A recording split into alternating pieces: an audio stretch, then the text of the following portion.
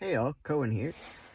So I want to do a bit of an update. Happy New Year, first and foremost, to everyone. I hope everybody had a good holidays and everything like that.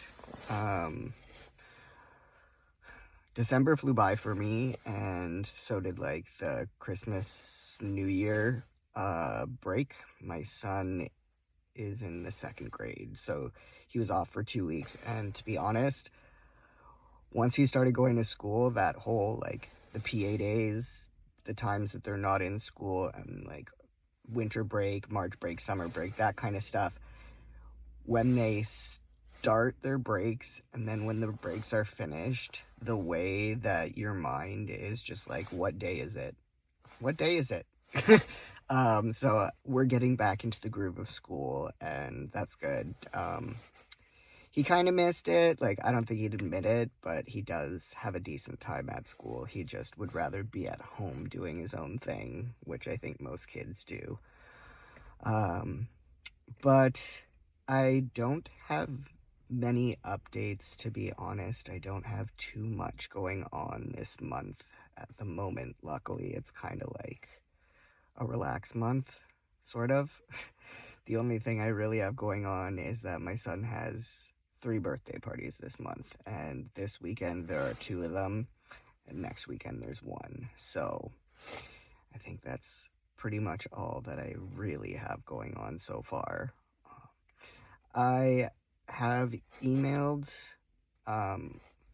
OHIP, the sector that deals with gender reassignment surgery funding, to inquire about the progress of my funding request for my revisions for phalloplasty to go to Dr. Safer.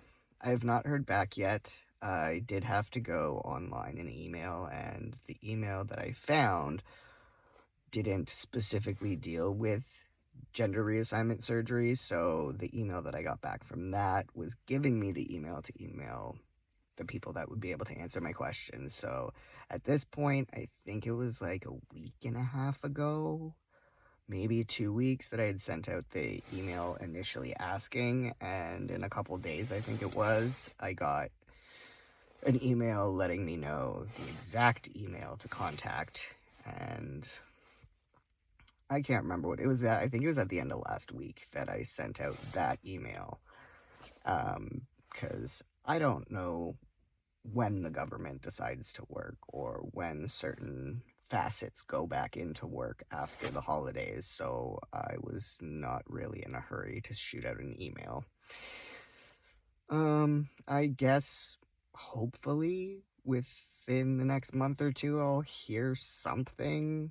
Normally my funding comes in pretty quickly, so the only thing I can think is that because I am going to Dr. Safer and it's at Align and he's no longer at Crane and hasn't been for a while, so it's the same surgeon that I have had before that did my first few surgeries. It's just that it's now at a clinic that he started and runs, and not Crane.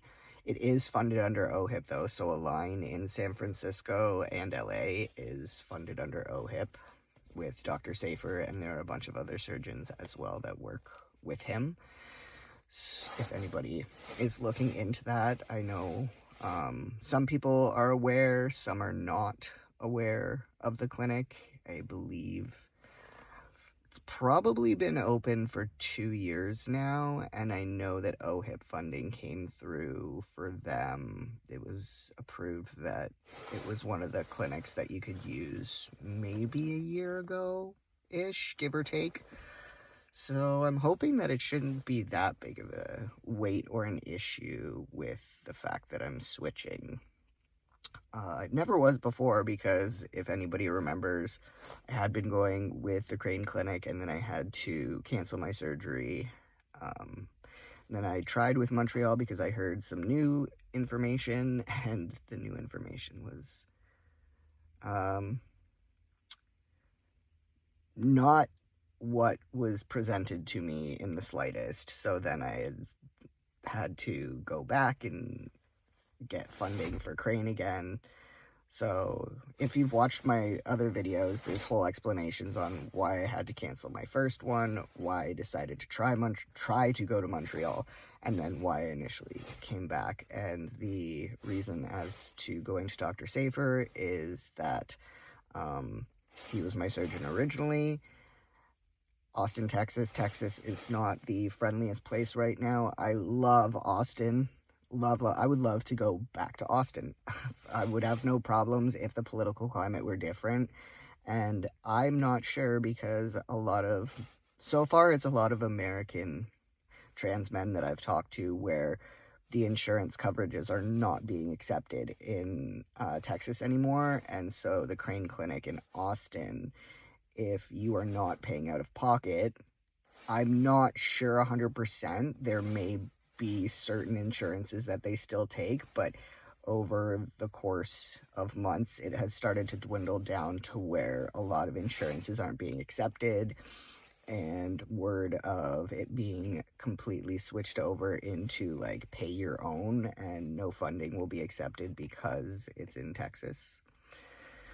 I have friends that have had to swap over and they're going to Boulder, Colorado to the Crane Center because of this issue where they have been told that their funding is no longer accepted there, which does suck because a lot of them went to Austin for a specific surgeon and now not like halfway through one or two surgeries, they have to go find somebody else if they don't go to one of the Crane centers. There's also the one in San Francisco if people wanted to go.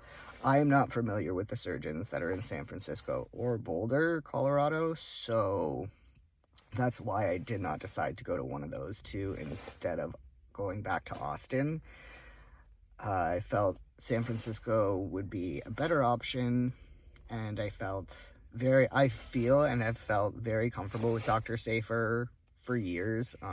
Like, we still touch base and chat, which I've mentioned before. And at the end of the day, I've had a lot of surgeries. I've traveled a lot, and I want this last one to go smoothly. And I just remember how calm and helpful Dr. Safer had been. And, after having a few complications and things, you start to get down on yourself, or you just start to get annoyed, fed up, whatever. And sometimes you need a little bit more kindness, or you need something. It's nothing personal against anyone, any of the surgeons at Crane Center or Crane himself. It's just at this point, because of other things going on in my life, I've not been able to go back for my revision yet, and it's been over a year since I had my prior surgery now, and it gets annoying and a little bit disheartening. And I know the reasons why I have to wait. Like, I have to re-get funding and stuff like that, and there was a screw up with my funding from one of the doctors that sent it in. So I'm not overly bothered by it. Like, it is frustrating because I'd just like to be done, and it would be nice if I'm done before the 5-year mark comes up, which would be this coming August will be 5 years since I started surgery. And I don't want to say like a month specifically, but I started seriously looking into and planning and getting hair removal done and all those things 3 years prior to that. So I'm verging on like 8 years in this whole like realm of phalloplasty. So I'd just like to say, you know what, I'm closing this book. That was, the final thing I needed to do, and I'm done now. So I can just continue on with my life. It would be nice if I was done in 3 stages like everybody else, or like 2 or 3 years. 2 years, most people, I guess, at least the ones that talk openly. One thing I have realized is that a lot of people do not talk openly about complications or other things that pop up during surgery and recovery. And I completely understand it, because a lot of people are very hateful when you just say the truth. People will twist your words and make it sound like what you went through was done to you on purpose, or you chose it and you chose wrong, and this is like what you get, or even just the judgment from people who had a perfect surgery and everything went according to plan. Sometimes that can be a little bit frustrating to deal with. You can be envious of it, but it's also one of those where, no offense to anybody who has not done this, but in my experience and some people that I've talked to, some post-op people who had an easy go sometimes come off a bit rude and act like you did something wrong, or you picked the wrong surgeon, or they kind of want to tell you what you should do and what you should have done. So being in that whole realm, I can understand why not a lot of people want to share. I'm willing to, and it's been great to see that there are actually a lot more people speaking up and talking, because when we do, these complications that we're going through, it's easier to figure out what's going on. It's easier to find a solution when we're talking about it, letting our doctors know, letting other people know, so that we don't feel so alone. And then it's like, oh, look, this is becoming something that is fairly common. How can we fix this? How can we improve upon that kind of thing? So it's for the whole spectrum of it. It's for yourself, it's for the doctors that perform those surgeries, and it even helps the people that are going to have surgery after you. And this isn't me saying you have to speak or get out there and tell everybody everything that happened. That's not what I mean in any way. I'm just saying, from when I started looking, the myths were insane. And how people were acting based on surgeons that you chose or things like that was very competitive, and just, there was a know-it-allness to it, because there weren't a lot of people that were actually talking about it. And a lot of the people that were people that didn't really have complications. There were very few people that had complications that were open to share. And I am glad for the people who did, because that gave me food for thought for when I went through something that was similar, and it prepares you a little bit as well. So even though I've had a rough time, I haven't had it terrible, I've not had it the worst. Are there things that I wish could be different? Sure, probably, but nothing is perfect, and everybody's junk looks different, and mine doesn't really look too different from what I expected it to be anyways, so I'm not off-put by that. And my scars aren't anything that really bother me, so I don't have a reason to worry about what I have to say. However, I will say that when those of us who do have complications share, please give some grace and maybe think just a little bit extra before you go ahead and comment, especially if you happen to be somebody who's post-op, going through it, or going into it. We all experience different things. It doesn't matter. It could even be a non-trans related surgery. I could go in for getting my appendix taken out, and somebody else could. And I have. I've gotten my appendix taken out. That's why I'm using it. And literally, fine, no issues. Like 3 days later, I had gone back to school, because it happened on a Labor Day weekend, so I missed the first day of grade 10, but then ended up the next day, like, going to school. And there are people who have had their appendix taken out, and it takes them out. I'm telling you right now, I was 14, I was 15, almost 16 when I got my appendix taken out. Sorry, I got my tonsils and my adenoids taken out when I was like 14. Sorry. But I was still in an age bracket where they put me in the kids' youth area of the hospital that I was staying at. And the little girl that I shared a room with, who was maybe like 7 or 8, her appendix burst and she ended up with gangrene, and the poor girl, like, I could not. I felt so bad, and like, honestly, this is years ago, because I'm closing in on 40, so we'll just put it closing in on 40. And so for me, it's just one of those, you can't always assume, you can't always, and if you are giving the advice of something to help that might remedy or that somebody could mention to their doctor, that is perfect. Like, I am so thankful for people that actually have commented and said, I had an issue like this, or, I know of somebody and they contacted or they looked up or they tried. So maybe you could try or ask your surgeon or your doctor type thing. That is 100%. Love those. Love those. Mwah. Thank you. There have been so many that have helped me and I know have helped other people. So that's what I'm talking about by, creating this conversation. Phalloplasty, metoidioplasty is not as much of an unknown as it was 10 years ago. Not as full of myths and, I guess now in the political climate, those are starting to rise again, and we have some people in our own community that call themselves leaders and supporters of others or of the entire trans community while they sit and pick apart and make videos of people who have decided to share things like I am right now, which I find deeply disgusting and just no, not okay. If you don't want bottom surgery, that is completely fine. But if you have not had it, and if you are not a doctor or a surgeon and you have not done extensive research in the medical field on it, keep your opinions to yourself. Point blank, I don't feel I need it. I am comfortable with what I have.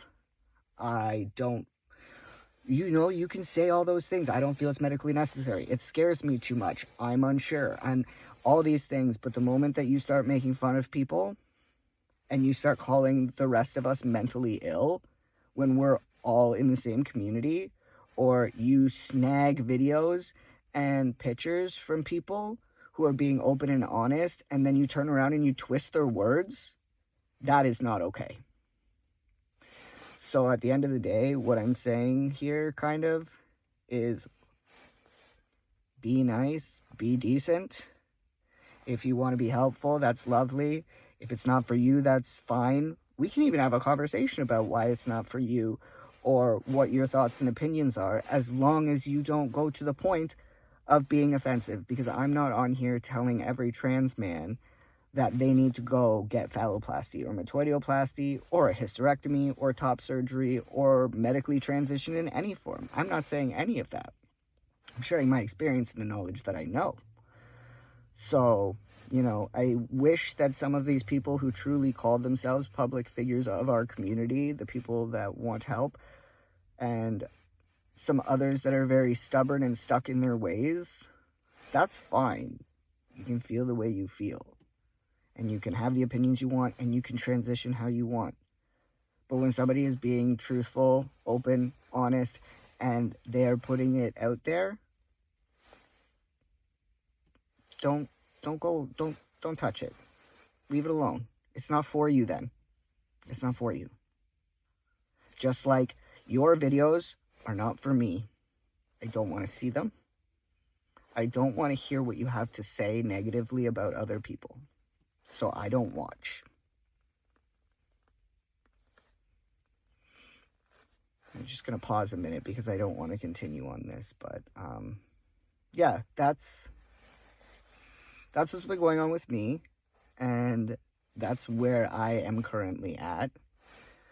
I will update everybody when I do hear back, because hopefully I will be able to book the moment that I can email them. I already have the scheduling coordinator's email contact, so I do literally just need to contact that person in order with my funding approval just to book. That's literally what I need to do. And then from there, it's just doing the repetitive things of planning, packing, and paying for things, you know what I mean? So, yeah. Like I said, I hope everybody had a great holidays and a great new year. I hope you're doing well. I know that this time of year is a struggle for a lot of people, whether it's personal, whether it includes family, friends, work, those kinds of things. It's a bumpy ride starting back off again, but, hopefully stables out, and you'll be all good, and good things will come to you. And if you've started off this year very well, then I hope that that continues on for you, and that we all have a decent 2026, and hopefully there can be some change this year in the things where it's needed most. I don't want to get into everything in politics because this is really all I wanted to talk about is already talked about. So yeah, anyhow, I will chat at everybody later. If you have any questions, comments, whatever, feel free to drop them below. Don't forget to subscribe, and I will come out with you. I will come at you with another video when I have something of an update to update you on. Take care. Peace.